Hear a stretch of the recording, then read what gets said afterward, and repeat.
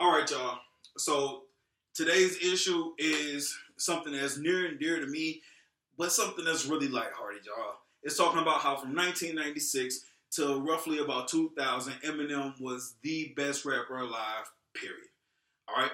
Uh, I remember at 16, I worked in the CD store and I heard the lyrics from a song called Remember Me on the Marshall Mathers LP by Eminem. And the song uh, is just him, RBX, and Sticky Fingers from Onyx. And they're talking about how people should remember them. Okay?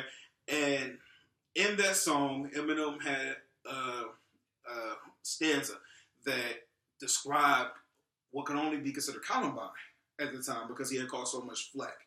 Him, Marilyn Manson, the video game Doom, they had all caught so much flack, and he took it and capitalized off of it. And the lyric was, six sick dreams of picnic scenes, two kids 16 with M16s and 10 clips each. And hearing that opened my eyes that this man is pure genius or a flat out idiot savant. Either way, I want in. All right, I'm sold. So between that, listening to his first LP, his first mainstream LP, which was the Slim Shady LP, and then the Eminem Show, that triumvirate right there marked him as the greatest at that moment in time. If we could freeze that moment in time, I'm pretty sure he would be happier than I would. All right, and that's what we're going to discuss today. From his double XL rating, which is a highly sought after rating in a double XL magazine, to his comparison to Tupac and Notorious Big, to his overdose and how it affected his career even now to this day. All right, so we're going to talk about that, starting with how when Slim Shady came out in 1996, that was the flashiest, glitterous, most gangster time in rap. It was weird. It was a weird transition. You had people like Puff Daddy, and then you had people like DMX, and they were all coexisting at this point. All right. So then somewhere in between slithered in this blonde-haired white man that's asking you who he is, who's telling you my name is, and that was on the Slim Shady LP that was released in 1996. All right.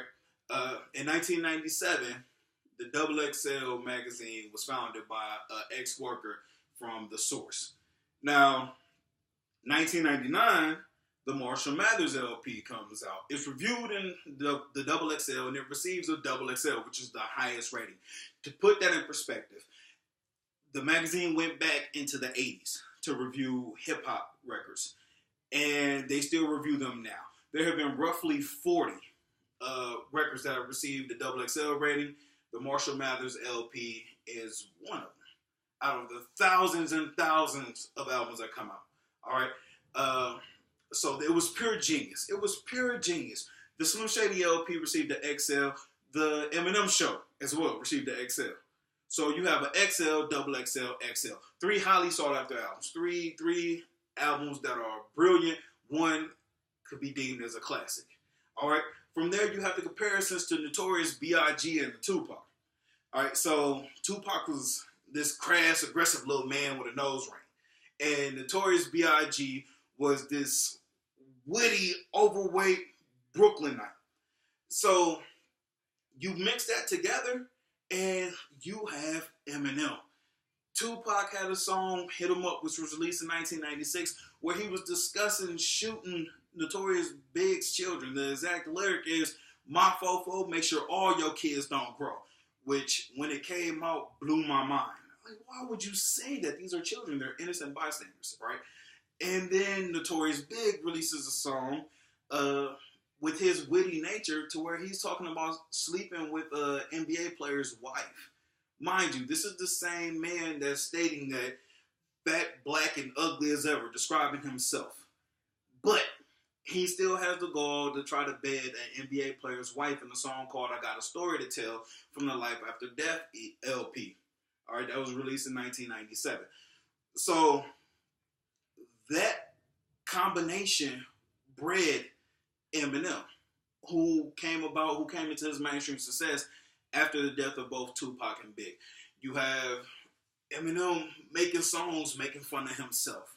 All right, making fun of those around him. He was notorious for quote unquote beefing with different R&B stars, Backstreet Boys, NSYNC.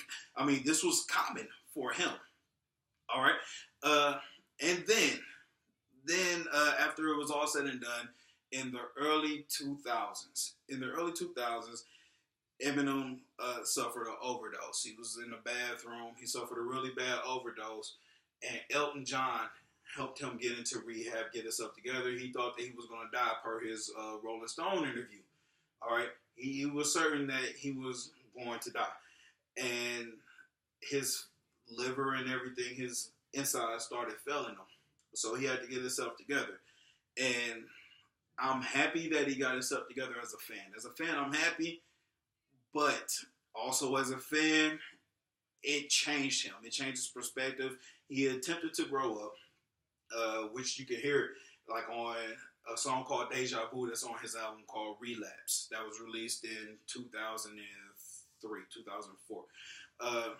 He speaks about the overdose and how it affected him. And I bring it all back to say that, to me, in my opinion, he lost a step after that. After that, he wasn't Superman anymore. The comparison would have to be Derrick Rose. How Derrick Rose went from being an MVP to suffering 2 season-ending injuries back to back. And how now he's just an above-average player. He's a very good player. I look at Eminem in the same manner. After he suffered that overdose, after he got clean, he did better for himself and his family, but in the end, he was less of an artist. All right? So, will we see a return of the old Slim Shady? You never know. You never know at the end of the day. Will we see a return of the great? You know, he came out with a song called Rap God, and it was better than everything that was out at the moment, but it wasn't the same. It was Michael Jordan coming back playing for the Washington Wizards. All right? When Michael Jordan came back and played for the Washington Wizards for that one season, he was still the best player in the league, but he was not better than who he was. He wasn't the same player. All right? That's Eminem. That's Eminem. So will we see him return to that? You never know. Will he grow into something better? I highly doubt it. But at the end of the day, I have that tripod. I have that triumvirate that I can fall back on, as the other fans can as well. And we can relive those moments to when Eminem was the greatest rapper alive. All right? Thank y'all. Y'all have a good night.